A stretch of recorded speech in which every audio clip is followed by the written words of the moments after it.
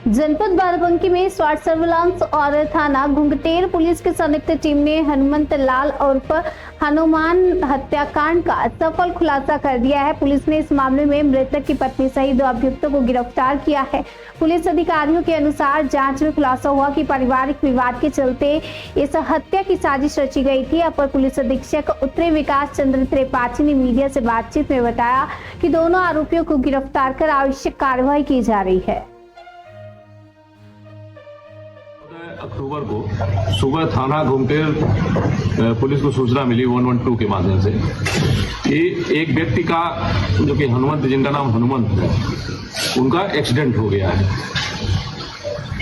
ये सूचना उनकी मृतक की पत्नी की तरफ से आई थी। सूचना पे तत्काल थाना प्रभारी घुंघटेर मौके पे पहुंचे और फील्ड यूनिट की टीम को भी बुलाया गया वहां मौके पे प्रथम दृष्टया जो घटनास्थल के निरीक्षण से ये लगा कि ये सामान्य एक्सीडेंट जैसा बॉडी इनकी नहीं है, क्योंकि एक्सीडेंट हुआ होता तो तत्काल हुआ होता, जबकि जो शव उनका पड़ा हुआ था मौके पे वो लग रहा था कि काफी घंटे पहले का है। देखने से पूरी स्थिति संदिग्ध पाई गई। जिन लोगों ने सूचना दिया था मृतक की पत्नी, उनसे भी बातचीत की गई तो उनकी भी बातों में काफी विरोधाभास पाया गया।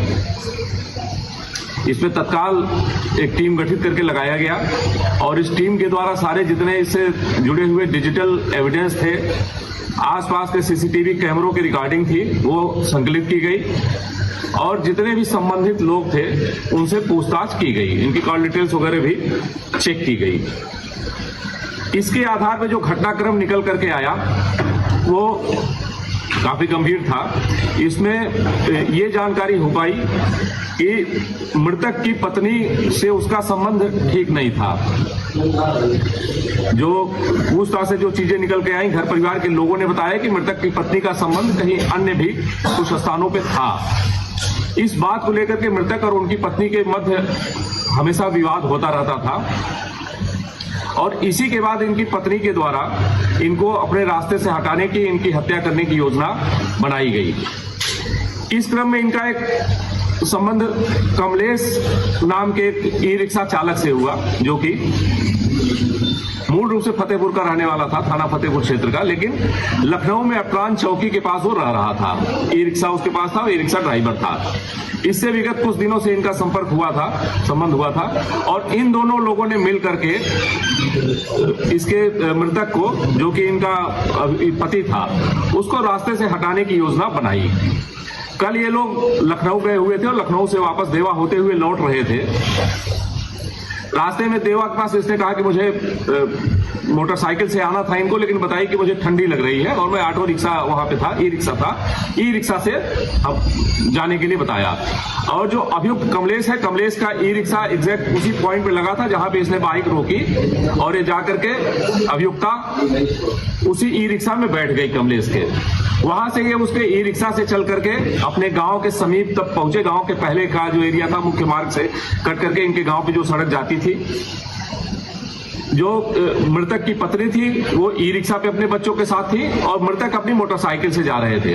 रास्ते में उनको रोक करके वहां पे इन लोगों ने एक राड से उनके सिर पे प्रहार किया, अभियुक्त कमलेश ने और मृतक की पत्नी के द्वारा उनके सिर पे प्रहार किया गया, जिससे वहीं पे वो गिर गए। पूरे घटनाक्रम को हत्या करने के बाद इसको दुर्घटना का स्वरूप देने का इनके द्वारा प्रयत्न किया गया और उसके बाद हत्या करने के बाद रात में वापस ये फिर लखनऊ चली गई उसी ई रिक्शा चालक के साथ। और वहां से कुछ घंटे के बाद सुबह पुनः घटनास्थल पे आकर के इनके द्वारा एक्सीडेंट की सूचना दी गई और पुलिस को गुमराह करने का प्रयास किया गया।